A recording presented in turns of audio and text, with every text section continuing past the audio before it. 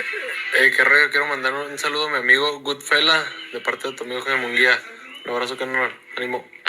Hey man, Jaime Munguia has got the boxing world buzzing. He stopped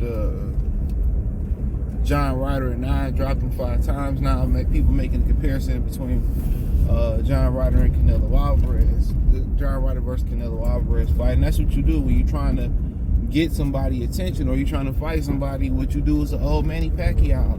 You fight those guys after Mayweather fought them, or after the guy that you chasing fought him, to show that you on that level or you can do a little bit better. Now, all that's subjective, and I speak on that in another video. And I speak on that why. But you know, Munguia, been a fan, got a little line on Munguia too. So real good dude. You know, but in my opinion, I think he was with Freddie Roach last night. He looked a lot more controlled, a lot more patient,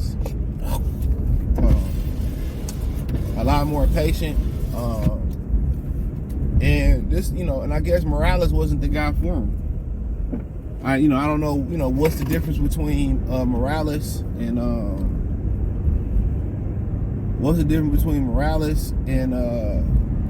and Freddie Roach, and what Freddie Roach is able to do to him. Now, Freddie Roach is saying he don't have a defensive problem.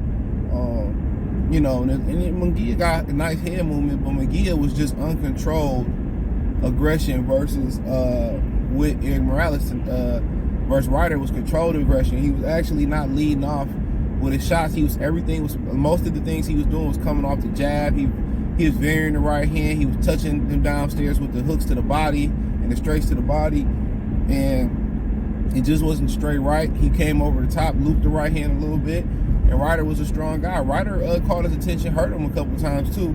But their game plan was for a Wild Munguia to come in there, and they was gonna punch with Munguia and get him out of there, and that was their game plan.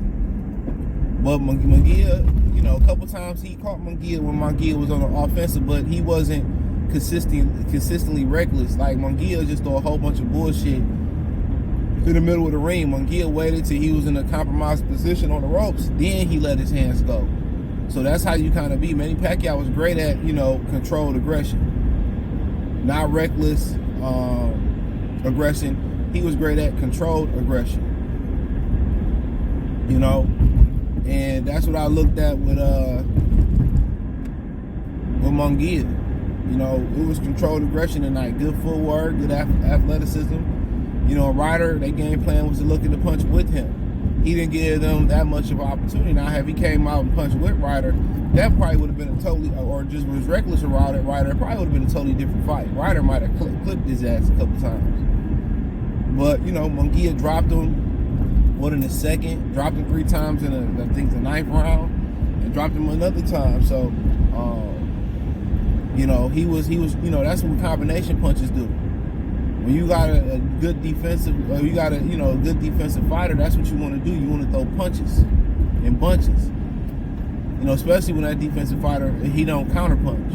But a lot of really good and great defensive fighters, or good defensive fighters, they're good counter punchers. So when you miss, they make you pay. And that's why guys don't like to throw 3 or 4 shots in there with Floyd Mayweather, because when you miss, Mayweather gonna make you pay the price.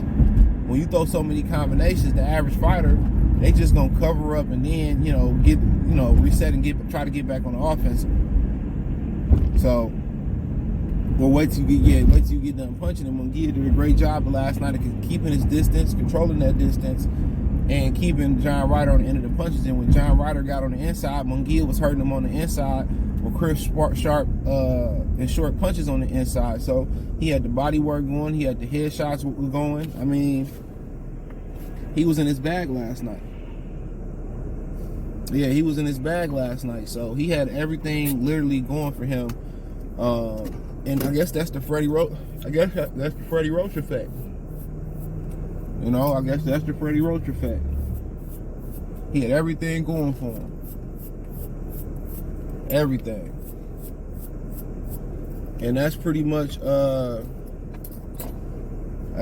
what you wanted to see last night. One camp with Freddie Roach. I mean, obviously,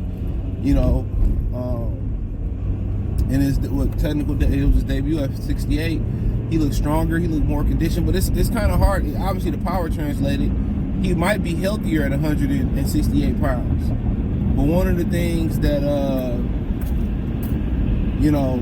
his condition has always been good. Remember, he was falling out that way and shit, but he's got heart and he got great conditioning in there. But now at 68, he seemed to be a little bit more fuller, a little bit more powerful. But also his conditioning seemed to be a little bit more better. But that's hard to kind of tell when he's using a. Oh damn! I went the wrong way. I don't even know why I turned here. But it's a little bit different when you got effective aggression. You got controlled aggression. That's the difference. He had controlled aggression. You know what I'm saying? He had controlled aggression. That's the difference. So no, I didn't. I ain't trying to go on the way. Thank God. Yeah. He had controlled aggression, man, and that was the difference. You had a guy in there that had controlled aggression, and that way, when you control your direct aggression and don't blow yourself out, pause, by throwing a bunch of punches, now you fighting at a good pace.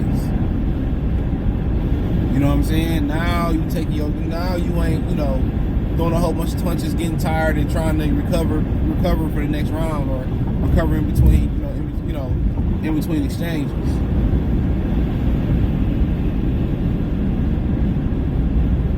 Now you ain't trying to recover in between exchanges and stuff. So now with his controlled aggression, he fighting full 3-minute fights.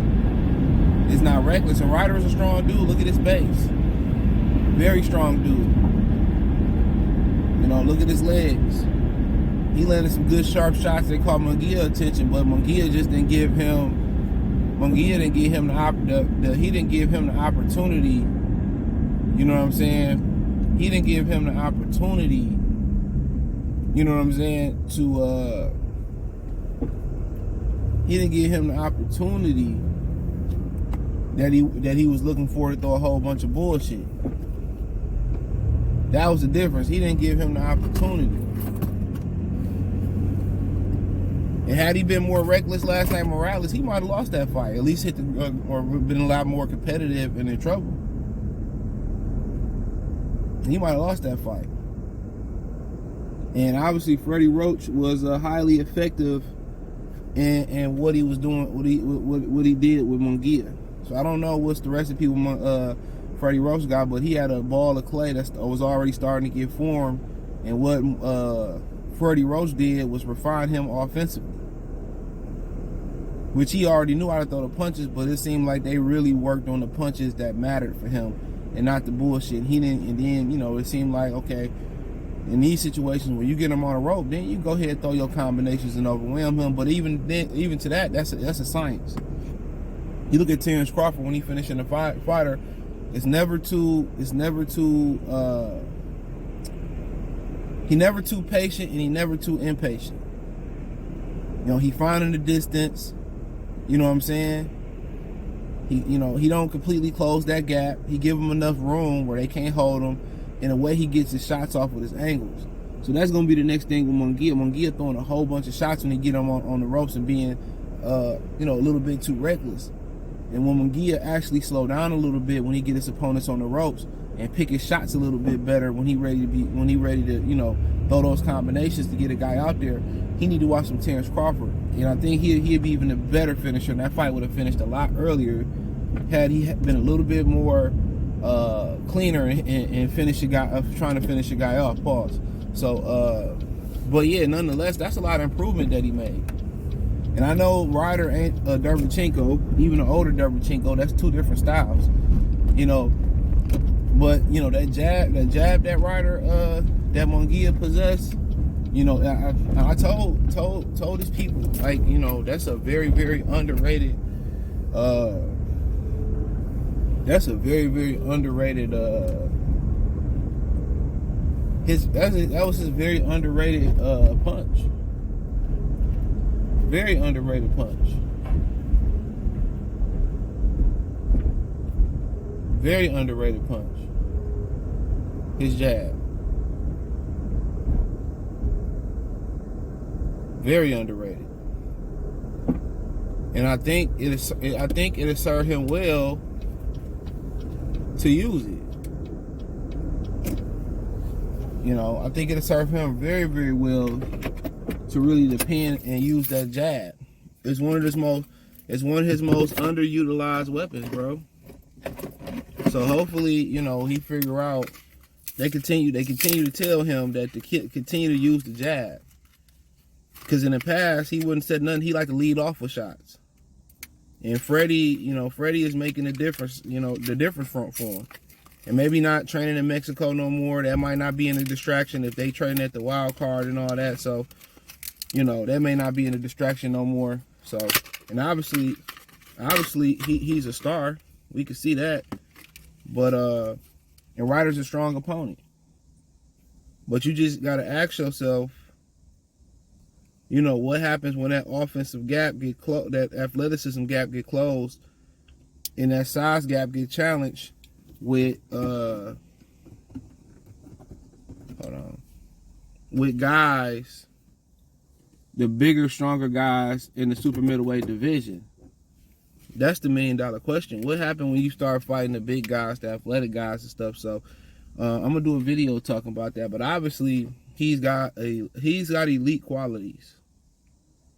And I'm thinking with Freddie Roach,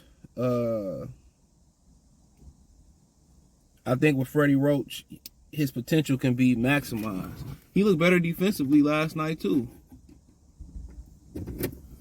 Yeah, he looked better defensively last night. So let me know what you girls and guys think. Check out the fight reaction playlist. Thumbs up the video, share the video, subscribe to the channel. Munguia 1 and 9. Hit the link tree. You can find me everywhere: Spotify, Anchor, Cash App, Venmo, PayPal, Apple Podcasts, Google Podcasts, the whole 9. Appreciate the love and support.